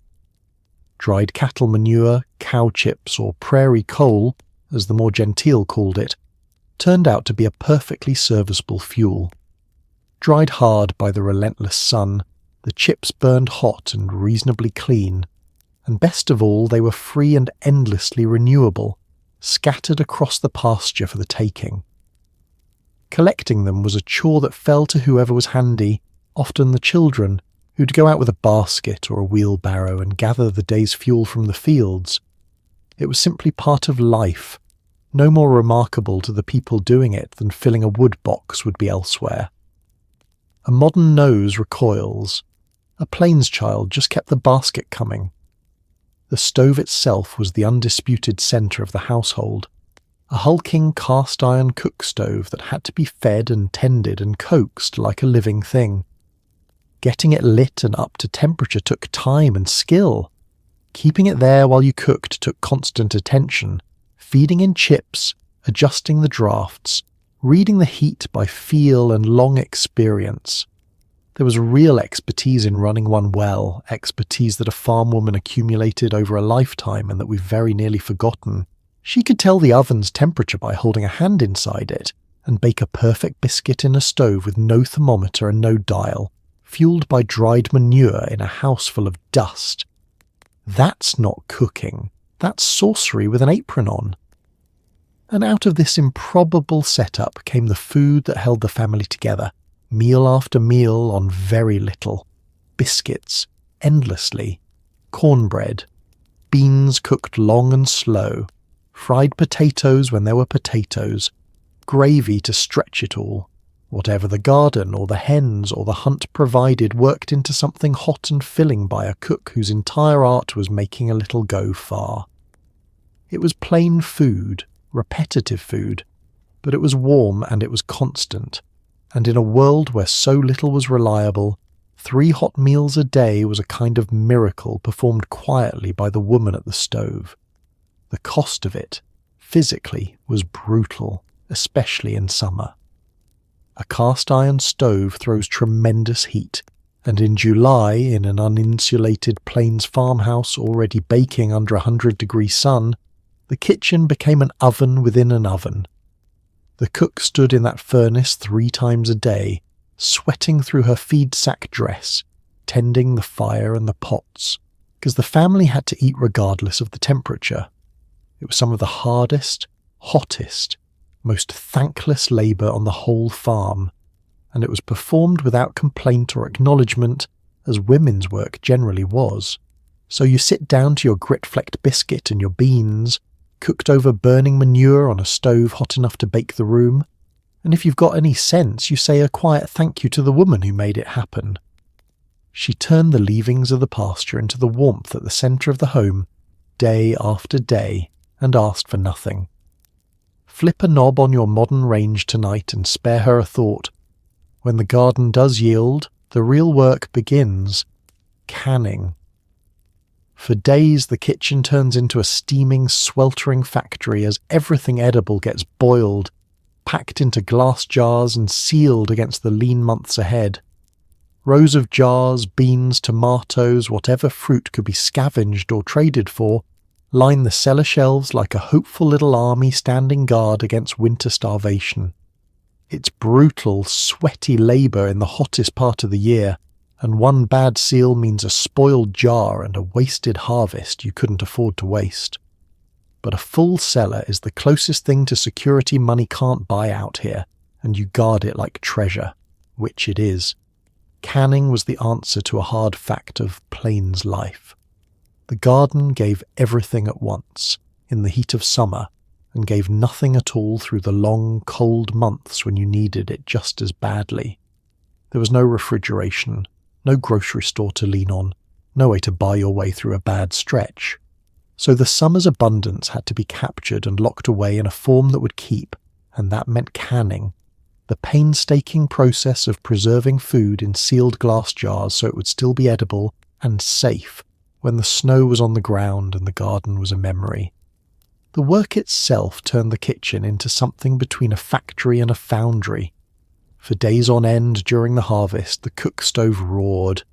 That same manure-fed furnace with great pots of water boiling on top of it. And the whole operation ran in the hottest weeks of the year because that's when the food came in. Vegetables and fruit were washed, prepared, cooked, and packed hot into sterilized glass jars. The lids fitted and sealed. The filled jars boiled again to drive out the air and kill anything that would spoil the contents. It was hot, wet, heavy, exacting labour, hour after hour in a kitchen already hot enough to wilt a person. The women who did it came out the other side wrung out like the dish rags, and it demanded real skill and real care, because the stakes of getting it wrong were high in more ways than one. A jar that didn't seal properly would spoil, and a spoiled jar was worse than wasted effort. It was wasted food, food you had grown and watered by hand and could not replace, gone to rot. Worse still, improperly canned food could turn dangerous, harbouring the kind of spoilage that could sicken or even kill a family that ate it in the dead of winter with no doctor near. So the good canner worked precisely, tested her seals, watched her jars, and passed her hard-won knowledge down, because carelessness here could cost you the winter or the family. The reward for all that sweat sat on the cellar shelves, and it was a beautiful thing to a Plains family. Rows and rows of glass jars catching the dim light, filled with beans and tomatoes and corn and whatever fruit could be grown, gathered wild or traded for. To a modern eye it might look like a quaint pantry. To the family it was survival made visible, a tangible, countable measure of exactly how many weeks of winter they could face without fear. A full cellar meant you'd make it. A thin one meant a hungry spring. People counted those jars the way a banker counts money, because out here, that's precisely what they were. So the cellar became the family's true treasury, and it was guarded and rationed with the seriousness that treasure deserves. Through the winter, you brought up the jars carefully, one at a time as needed, stretching them to last, always aware of how many remained and how much cold still lay ahead. There was deep comfort in that cellar, a reassurance against the fear of hunger that shadowed everything out here, and deep anxiety too, watching the rows slowly thin as the months dragged on toward a spring garden that might or might not come through. Canning season, then, was a kind of war waged against the future, fought in July for a battle that wouldn't come until January. You poured the hottest, hardest weeks of the year into filling those shelves, sweating over boiling jars in a furnace of a kitchen, so that months later, in the frozen dark, your family could eat. It was exhausting and precise and utterly essential, and when the last jar was sealed and carried down to join its ranks on the shelf, you allowed yourself one tired, satisfied look at the little glass army standing guard. And then you went to bed, because tomorrow the garden would give you more and it would all begin again. Ah, laundry day, the most quietly heroic and least winnable battle on the farm. You haul and heat the water, shave the homemade lye soap that could strip the hide off a mule, and scrub each garment raw against a corrugated washboard until your knuckles match. Then you wring it all by hand, hang it on the line, and pray no dust storm arrives before it dries, because a black blizzard turns your clean, wet laundry back to filth in about 4 seconds flat. It's a full day of back-breaking work for a result that lasts on a good day, until roughly Tuesday. You don't win the war on grit, you just refuse to formally surrender. It begins, like everything out here, with water, and you already know what a production water is. Laundry needed a lot of it, so before a single garment got wet, someone hauled bucket after bucket from the failing well, then heated it on that roaring cook stove in the biggest pots and kettles the household owned. Just getting the water ready was an hour of hot, heavy labour, and the actual washing hadn't even started. There was no cold rinse cycle you set and walked away from. Every stage of this demanded your back, your arms, and your undivided attention. Then came the soap, and the soap deserves a word of warning. Store-bought soap cost money. So many families made their own, boiling down saved fat and lye into hard cakes of a cleanser that took absolutely no prisoners. Homemade lye soap got clothes clean, no question, but it was harsh enough to leave a washerwoman's hands red, cracked and raw by the end of the day. You shaved it into the hot water, and you scrubbed each piece against the ridges of a washboard, working the fabric back and forth, driving out the dirt by main force. There was no machine doing this. There was just a woman, a board, and a mountain of gritty clothes.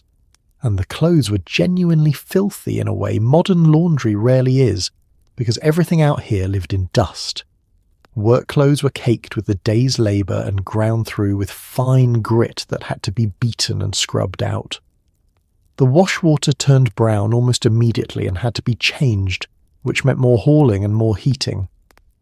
After scrubbing came rinsing, and after rinsing came wringing, every single piece twisted by hand to force the water out, a task that punished the wrists and forearms hour after hour.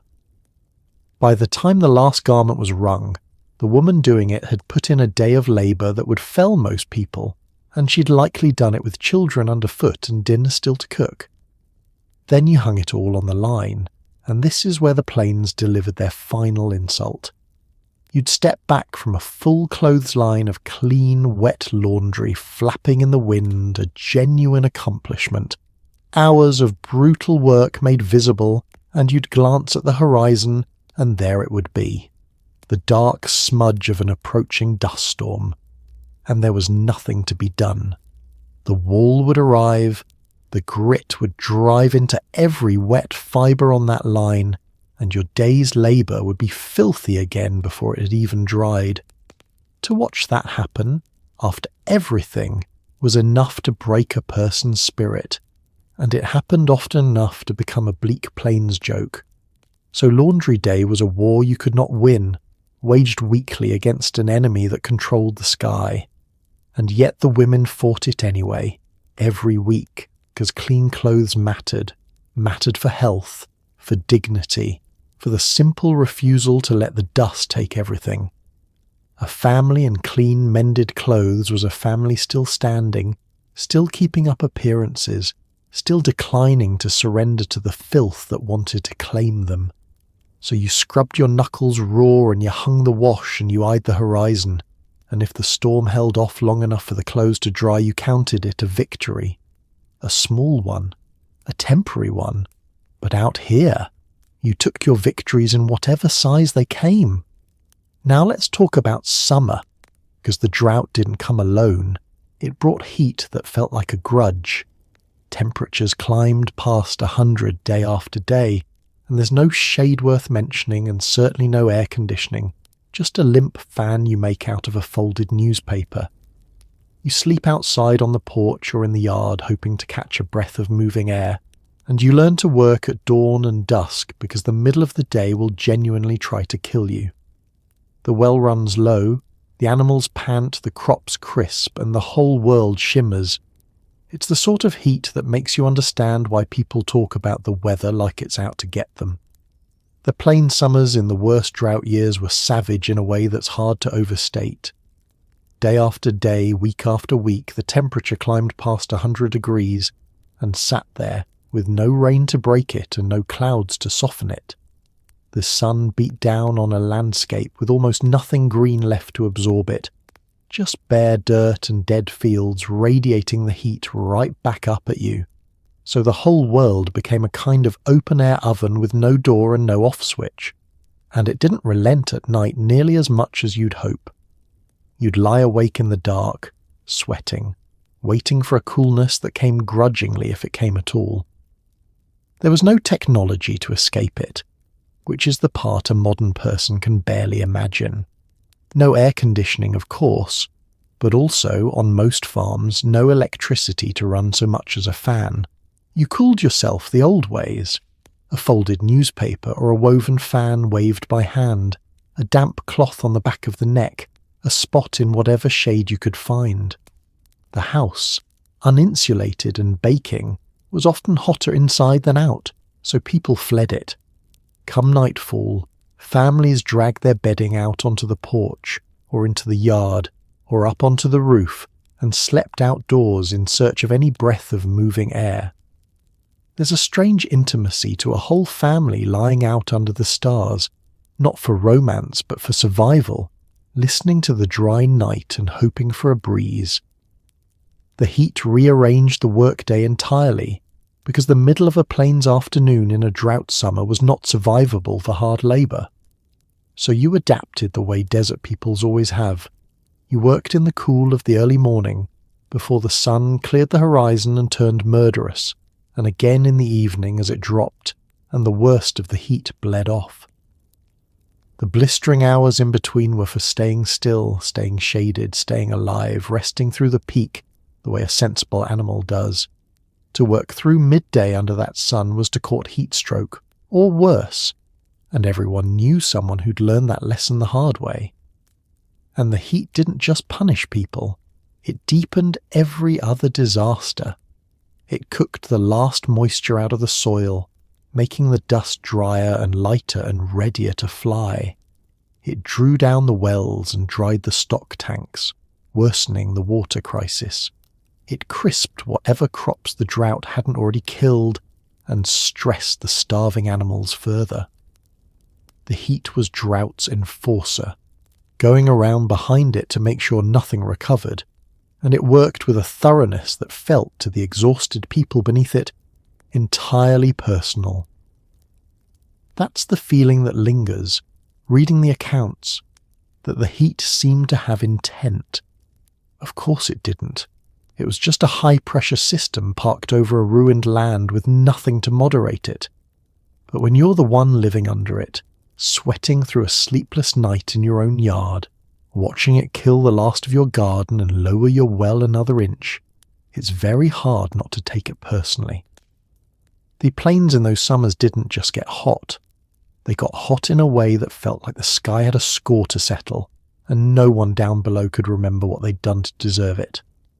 If you're a child in all this, you still have school, dust or no dust.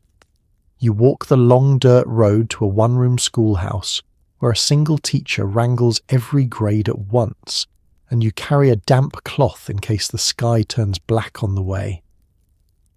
When a storm hits during class, the teacher lights the lamp at midday and keeps everyone inside until it passes, sometimes for hours, the little building creaking as the dirt hisses against the windows. Some days the roads are so buried that nobody comes at all.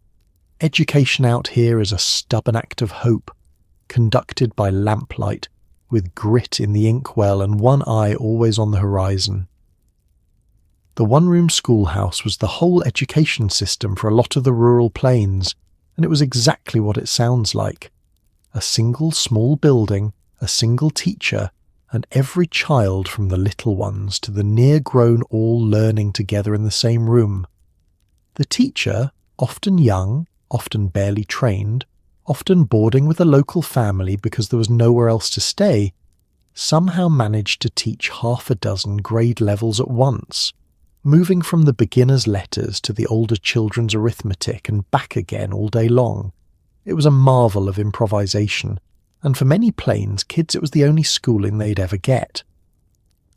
Getting there was its own daily adventure, because the children walked, often a long way, across open country on dirt roads with no shelter between home and school. In good weather that was merely tiring.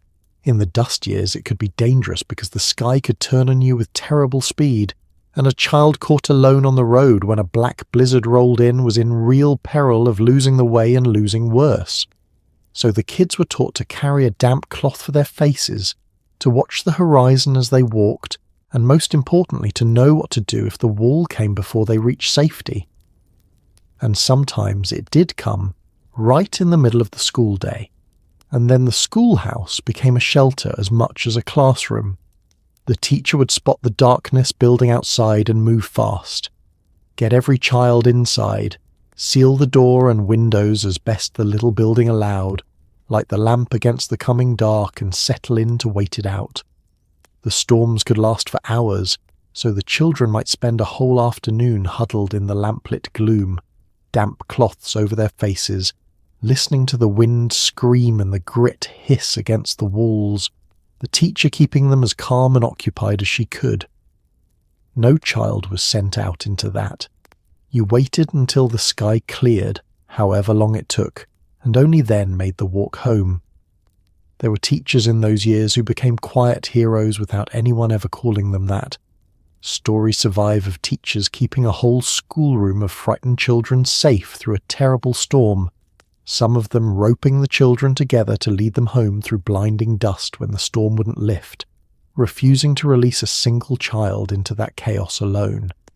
It was a responsibility far beyond the job as anyone had described it, and they shouldered it because there was no one else to do it. The dust turned a simple country school teacher into the last line of defense between a room full of children and the sky, and through all of it, the strangest and most moving thing was that school simply continued. The disaster raged on for years, and yet families kept sending their children to learn their letters and their sums, and teachers kept showing up to teach them, in defiance of the dust and the drought and the poverty pressing in on every side. Because education was the future, and clinging to the future was itself a form of resistance. To send a child to school in the middle of the apocalypse was to insist, stubbornly, that there would be a future, that these children would grow up into a world where reading and arithmetic mattered, a world beyond the dust. It was hope with a lunch pail, walking down a dirt road into the haze, and it endured when almost nothing else did. In the evening, if you're lucky enough to own one, the family gathers around the radio, a battery-powered set because the electric lines haven't reached most farms yet.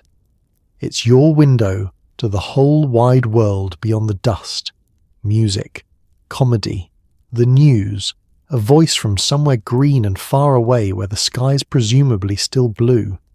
You ration the battery carefully, because a new one costs money you don't have, so the radio comes on for the important programs and clicks off the moment they end.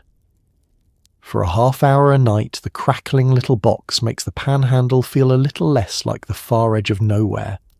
Then it's back to the dark and the wind. You have to understand how isolated a plains farm was to understand what the radio meant. The nearest town might be many miles off, neighbours were scattered, and the roads were bad and often impassable. A family could go a long stretch seeing almost no one outside itself, marooned on its own patch of dying ground under that enormous empty sky. The radio broke that isolation like nothing before it ever had. Out of a small wooden box came voices, music, laughter, news, proof, delivered nightly that the world was still out there, still turning, still full of people who weren't buried in dust. The technology of it was humbler than you might picture, because most farms had no electricity. The power lines simply hadn't reached the countryside yet and wouldn't for years. So the farm radio ran on batteries, big heavy ones, and that changed everything about how the radio was used. Batteries cost money and didn't last forever, and money was the scarcest thing on the farm, so the radio couldn't just be left burbling in the background all day. It was rationed, treated as the precious resource it was. The set came on for the programs that mattered most. The whole family gathered close to listen, and then it was switched off the moment the program ended to save the battery for tomorrow. And what came out of it, in those rationed half hours, was pure gold to people starved for it. There was music, which could fill a dark plains farmhouse with something that wasn't the sound of wind. There were comedy programs that made her exhausted family laugh out loud, together, at the end of a brutal day, and laughter, real laughter, was medicine out here. There was drama, adventure, serials that everyone followed and discussed. And there was news, the connection to the wider country, to a depression that was happening to everyone, to a government that said it was trying to help, to reassurance that the nation hadn't forgotten the plains even when it felt like it had. The gathering itself was the heart of it, as much as anything that came through the speaker. Picture the family drawn into a tight circle around the glowing dial in the lamplit dark, everyone quiet and attentive, the children allowed to stay up for the good programs, the whole household briefly united in listening. It was a nightly ritual of togetherness in a life that offered few gentle rituals, a shared pleasure that cost almost nothing but a bit of battery and asked nothing but that you sit and listen. For those minutes, the family wasn't a collection of exhausted people, each carrying their own burdens. It was an audience, together, transported somewhere else. And that transportation was the deepest gift the radio gave. For a little while each night you could close your eyes and be carried off the dying farm entirely, into a concert hall, a comedy stage, a bustling city, a story, anywhere but here, anywhere the sky was blue and the ground stayed put. It was escape and hope and connection, all humming out of a battery-powered box on the shelf. Then the program ended, and someone reached over and clicked it off, and the room fell back into the sound of the wind working at the walls. But you carried the warmth of it into sleep, and it helped. On the far edge of nowhere, that little crackling voice reminded you that you were still part of the world, and that mattered more than the battery it cost. Sunday, and the whole county puts on its lease-patched clothes and heads to church, where the sermons all seem to circle back to the same desperate request: rain. People pray for it with an intensity usually reserved for far bigger miracles, because to them this is the biggest miracle they can imagine. Some see the storms as a plague sent for the nation's sins. Some just see bad luck stretched out impossibly long. Most are too tired to draw the distinction. There's comfort in the singing, in the gathering, in being reminded you're not suffering alone. Then everyone files back out, squints at the same cloudless, pitiless sky, and quietly gets ready to do it all again. Church was the fixed point of the Plains week, the one appointment nobody missed, and in the dust years it took on a weight beyond even its usual importance. Sunday morning meant washing up as best the water allowed, putting on the least worn clothes, the feed-sack dress kept nice, the mended shirt saved for the Lord, and making the trip to whatever small clappered church served the scattered community. It was worship, yes, but it was also the great weekly gathering, the place where the isolated families of the county came together and looked one another in the eye and confirmed that everyone was still hanging on, and the prayers, that whole desperate season, bent toward one thing above all others: rain. It's hard to convey the intensity of it to anyone who's never needed the sky to open the way these people needed it. Rain was life. Rain was the crops coming back, the wells refilling, the dust settling, the whole nightmare ending. So they prayed for it with everything they had, in church on Sunday, at the supper table, alone in the field looking up at that merciless blue. Preachers built their sermons around it. Whole congregations lifted their voices together to beg the heavens for water. It was the most fervent, unanimous, aching prayer a community can offer, repeated week after week after week. People made sense of the catastrophe in different ways, and the church was where those ways got voiced. To some, the dust storms had the unmistakable flavour of the Old Testament, a plague, a judgment, a punishment visited on a sinful land, and the response to that was repentance and prayer for mercy. To others it was simply a run of terrible luck, natural and meaningless and cruel, stretched out past all endurance. Most people, worn down to the bone, didn't have the energy to sort out the theology of it. They just knew they were suffering, and that the church was where you brought suffering, and that praying together felt better than despairing alone. Because that was the real gift of it, underneath the theology. The church gave people a place to not be alone in their fear. every family in that little sanctuary was living the same slow disaster, the same dead fields, the same buried houses, the same sick children and circling banks.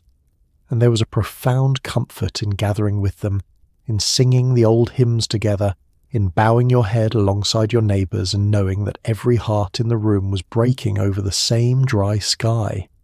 Shared suffering is still suffering, but it's suffering you can bear a little better with company. You walked in carrying your burden alone, and you walked out knowing everyone else carried the same one. But then you did walk out, and that was the hard part. You'd file out of the church after all that fervent prayer and shared hope, and you'd step into the yard and you'd look up. Everyone always looked up, and the sky would be exactly what it had been. Cloudless, blazing, indifferent, pitiless blue. No sign of rain, no answer, not yet. And you'd feel the small flame of hope the service had kindled gutter down again in your chest. Then you'd gather your family and make the trip home and get ready to face another week exactly like the last one. And next Sunday you'd come back and pray for rain again, because what else was there to do?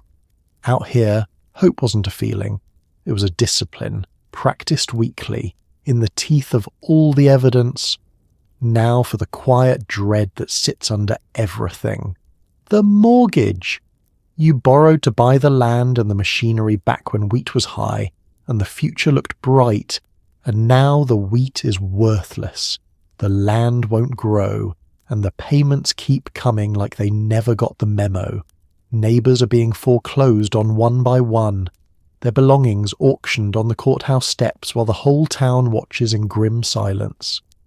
Sometimes the crowd bids a penny for everything and hands it right back, a small act of rebellion called a penny auction. You lie awake doing math that never works, haunted less by the dust than by the letter that might come from the bank. The debt traced back to the good years, which is what made it so bitter. Back when wheat prices were high and the rains were reliable, borrowing had seemed not just safe but smart. You took out a loan to buy more land, to buy a tractor, to expand and plant more of the golden crop that was making everyone money. That's what a forward-looking farmer did. The land and the equipment were the collateral. It all made perfect sense at the time, and the payments were easy to make when the harvests were fat and the prices were good. Nobody borrowing in the boom imagined a future where both the rain and the prices would vanish at once.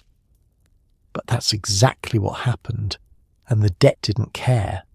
The crops failed and the prices collapsed, so there was no money coming in. But the mortgage payments came due on schedule anyway, indifferent to the catastrophe outside. It's a peculiar cruelty of debt that it takes no account of disaster. The bank wanted its money whether or not the sky had betrayed you. So farmers were trapped. No income, no way to grow one, and an obligation that kept ticking regardless. You could work yourself to death in a dead field all year and end it deeper in the hole than you started, because the interest never rested. And when a family couldn't pay, as more and more couldn't, as the years dragged on, the bank foreclosed, and that meant the auction. The farm, the equipment, the household goods, sometimes everything a family owned in the world, would be hauled out and sold off on the courthouse steps or in the farmyard to satisfy the debt. It's hard to imagine a more public humiliation, standing there while strangers bid on your plough, your furniture, your land, the life you'd built, all of it going under the hammer while the neighbours watched. Foreclosure wasn't just financial ruin. It was the loss of home, of livelihood, of standing in the community all at once and out in the open. But the plains folk found a way to fight back, and it's one of the more heartening episodes in a grim story. Neighbours began showing up to these forced auctions in numbers, not to buy but to protect their own. When the auctioneer opened the bidding, the assembled crowd would bid a penny, just a penny, and they'd make it very clear, through sheer intimidating solidarity, that no one else had better bid higher. The farm and its goods would sell for a few cents, and then the neighbours would hand it all right back to the family who'd lost it. These penny auctions were a genuine grassroots rebellion. Ordinary people using nothing but their numbers and their nerve to defy the banks and save their own. It didn't always work and it couldn't stop the disaster, but it was a way of saying, not this family, not today, not without a fight. Still, for most families, the debt remained a constant, grinding dread that lived underneath everything else. You could get used to the dust. You could adapt to the heat and the poverty and the endless labour. But the fear of the letter from the bank, the fear of the auction, the fear of losing the land that was your whole identity and your children's only inheritance, that fear didn't fade. It sat in the chest through every dusty day and lay down beside you every sleepless night while you did the arithmetic one more time and got the same impossible answer. The dust could bury the farm. The bank could take it. And there were nights when a person honestly couldn't say which prospect frightened them more. When people get desperate enough, they'll believe almost anything, and the plains in the 30s are a buffet for hucksters.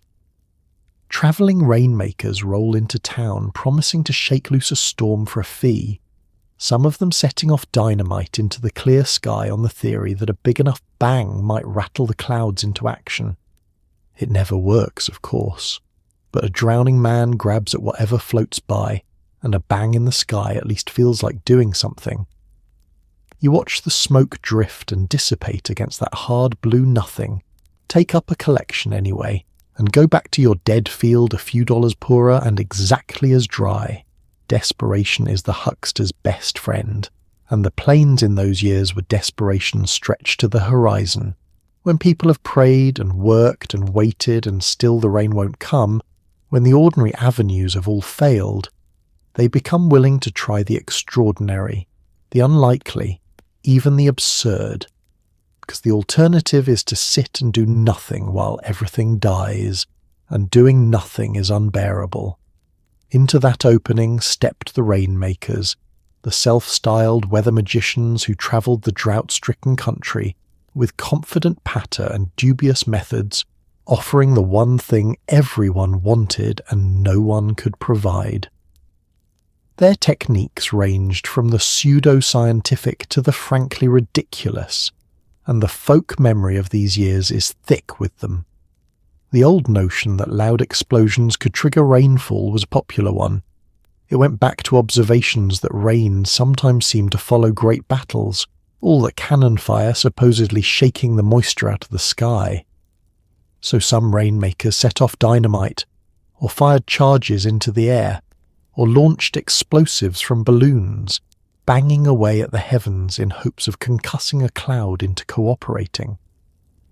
Others burned mysterious chemical concoctions that were supposed to seed the clouds, sending up plumes of smoke and secret compounds known only to themselves. All of it was accompanied by great confidence and a bill for services. And here's the thing, it never worked. Not really. Not in any way that could be reliably repeated or honestly credited.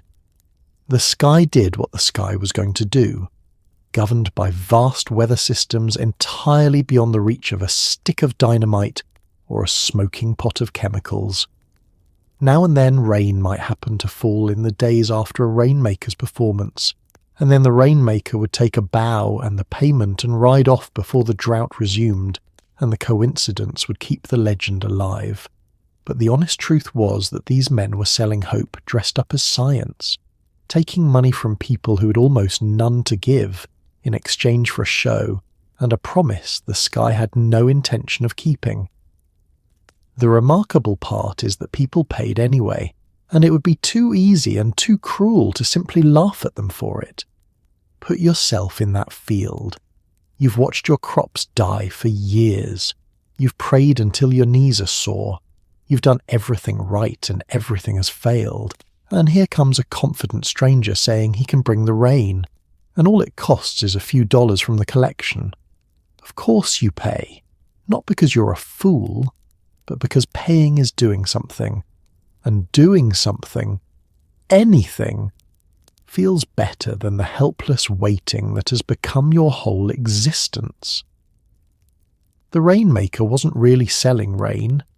He was selling the feeling of agency to people who'd been stripped of all of it. So the whole county would gather to watch the show, and the charges would go off, and the smoke would rise, and every eye would follow it upward with a hope that hurt to feel, and then the smoke would thin and drift and vanish against that pitiless unbroken blue, and the sky would remain exactly as dry as it had been. And the crowd would disperse quietly, a little poorer and no less parched, back to their dead fields and their circling banks and their nightly prayers. They'd been had, and on some level they knew it going in. But hope, out here, was a hunger, and a hungry person will pay for the smell of bread even knowing there's none coming. The rainmakers understood that better than anyone, and they made their living on it, riding from one drowning town to the next, selling beautiful lies to people who couldn't afford the truth. So there it is, a single day, stretched across the long, dry years of the Dust Bowl lived out on a farm where the sky turned to sediment and the ground packed its bags and left. You woke in a bed dusted with dirt, dressed in flour sacks, milked a cow who resented you, hauled water from a well that was giving up, and sealed your house against a wall of darkness thousands of feet tall. You watched the cattle thin, the grasshoppers descend, the garden fight for every green inch. You canned in a furnace of a kitchen, prayed for rain that wouldn't come, and lay awake doing math that never worked. And through all of it, you didn't quit. That's the part worth carrying off to sleep with you. Because the Dust Bowl was one of the hardest things this country ever handed its own people, and ordinary families met it with wet rags over their faces and stubbornness in their bones, and they endured. They swept floors that would never stay clean. They gathered around crackling radios in the dark. They bid pennies to save a neighbour's farm, and when there was nothing left to save, they loaded a truck and drove toward a rumour of rain. They kept laughing. They kept hoping. They kept getting up. So tonight, as you settle into your clean, quiet bed, with water that comes when you turn a handle, and air that stays right where it belongs, maybe whisper a small thank you to those weathered, dusty, unbreakable people. Their endurance built the comfort you're resting in right now. Let the dust of 1935 settle at last. Breathe in easy, breathe out slow. They made it to morning one stubborn heartbeat at a time, and now so will you. Rest well.